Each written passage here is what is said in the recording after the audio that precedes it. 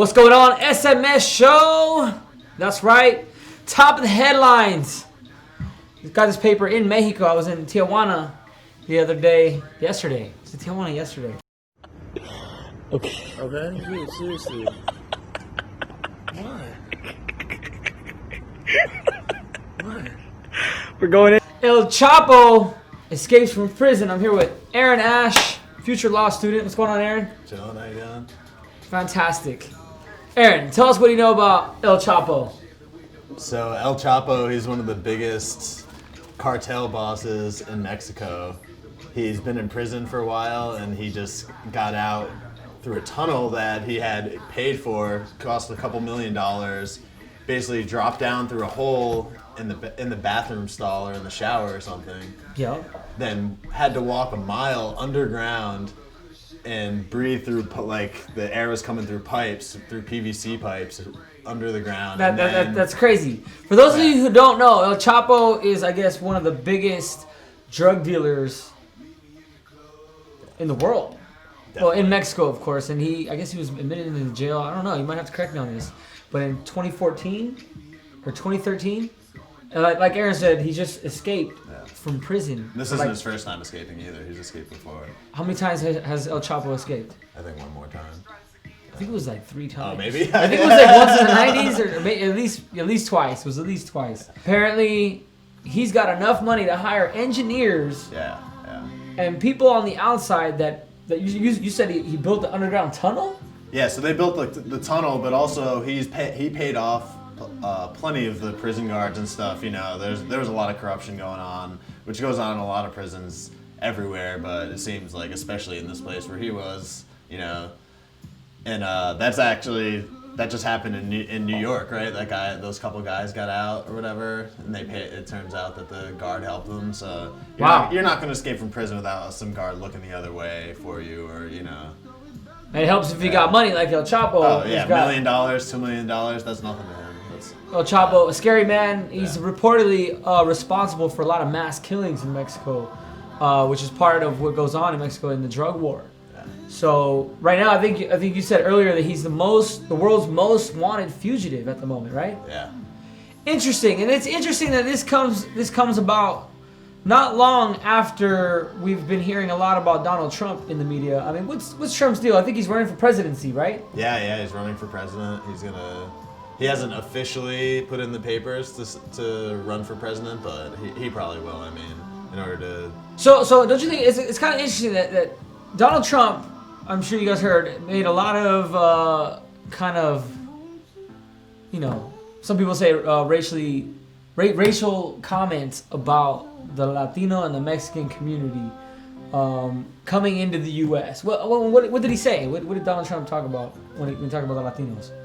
I think pretty much what he said is that most or all of the illegal immigrants who are coming in are killers, rapists. Yeah. He said some really offensive stuff and like basically just generalized a whole population of people.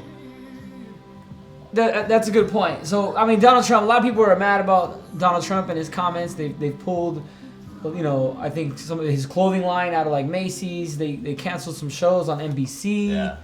But it's kind of interesting because, I mean, Donald Trump makes these comments, and then you got something like El Chapo coming out of the media next. Yeah. Very scary man just got out of prison. Mm-hmm. You know what I mean? And then there was that whole, recently too, here in San Francisco, there was an immigrant that apparently, dude, this story is so weird. This immigrant supposedly found a gun under a bench, wrapped in a white shirt. From a cop, I think. From a cop. So supposedly this gun belonged to a secret agent, and someone stole it out of the car, but it wasn't him, and they left it under a bench in a shirt. And then this immigrant, I don't even remember his name right now, but this immigrant, Mexicano, picks up the gun and apparently was trying to shoot sea lions and hits this young, like, 30-year-old woman while she's walking on the pier with her pops, straight in the heart. How does that happen? I mean, what do you think, Aaron? Does Donald Trump have a point about immigration in the United States? Is he making a point? Does he have some type of argument? or is Donald Trump just running his yap?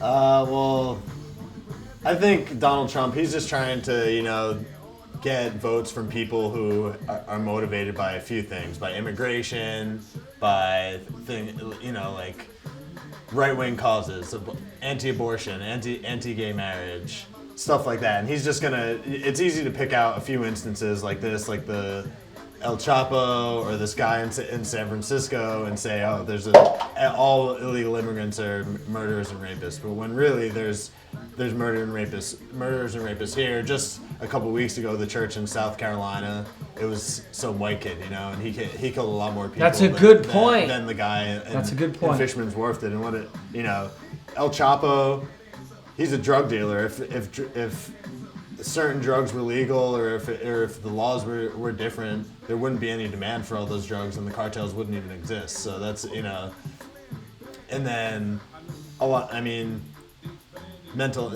of these people who go on mass killings, or even just like in San Francisco, you never know if that guy could be crazy. He could have mental illness. We've got some interesting things at play here. We've got a rich, elite man, Donald Trump. We've got a fugitive drug dealer from another country, from Mexico, the country south of the U.S. border, and we've got this immigration issue that kind of comes up. It's kind of interesting. I mean, how did this guy in San Francisco that killed the lady on the pier, how did he even get his way to San Francisco? Supposedly he's got like a second grade education. Does the United States need stricter immigration policies? Because I want to share something interesting. I just came back from Tijuana, and I got back into the country with an ID. Does the U.S. need stricter immigration laws? Comment on that real quick, Aaron. I don't think they do. I think this is a nation of immigrants. I think that's what makes this country good, is a lot of the immigrants that come in. And a lot of the people that are here illegally already, who want to become citizens, or already have jobs, have been living here for years.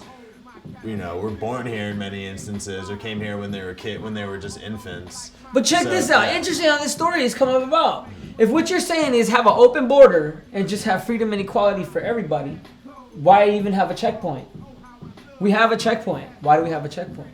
No, I think there should be... Because we do want to know, apparently, who's coming into this country, right? We've got this fugitive who has ordered the killings of thousands of people that are related to the drug war. He's a fugitive, meaning we don't know where this guy is. If we didn't have an immigration policy here in the United States, does that mean that someone like an El Chapo could be roaming your neighborhood in Los Angeles, in San Diego, in San Francisco, in Oakland? How do we deal with immigration? Do we just let El Chapo in? No, I don't think so. I think But how would we know? He'll just change his hair? It's true, yeah. You have to be able to check at the border, and people, I don't know, yeah. Yeah. That's part of living in a free society almost, is just like, you allow people to have guns, there's going to be shootings every once in a while. You allow people the freedom, and I don't think that you should just let everyone become a citizen, but I think you should make it easier if it's people who are actually going to come here and not be violent and work and produce, then they should have a way to become citizens. So then that comes into play with one of the remarks that Donald Trump actually made. He said something about, let's build a wall. Yeah. Across the whole U.S., like the Great Wall of China. Let's build a wall. Now, it sounds kind of crazy, when you first hear Donald Trump saying that. But if what you're saying is the goal is to document everybody and find out who they are, so you don't have an El Chapo running around your neighborhood, or bringing the big drug cartel nonsense to your neighborhood. Building a wall almost seems kind of logical. Or are you saying illogical? I just think it's doing too much, really. Building a whole wall, that still isn't even going to stop him. If he just got out of jail by walking down through a mile tunnel underground. That's a great point. So what's a wall going to do to someone like El Chapo? If he wants to get in the U.S., he's going to. It's about having the right law enforcement to be able to take him down if he's doing mass killings or if he's hurting people. And also making it so he can't profit from the cartel stuff. You know, like the fact that all these drugs are legal and that the DEA doesn't do that good of a job is making it so cartels just come in and he makes most of his money sending the drugs here to the U.S. So it's like. That's a good point. Yeah. That's a great point. El Chapo, top of the news. We're just here to make you think about some of these issues that are going on right here, kind of close to home. You know what I mean? Go ahead and post your comments. Let us know what you think. What do you think about immigration? What do you know about the El Chapo story? What do you think about Donald Trump's comments? Drop us a line, subscribe to the channel, and we'll catch you in a hot one.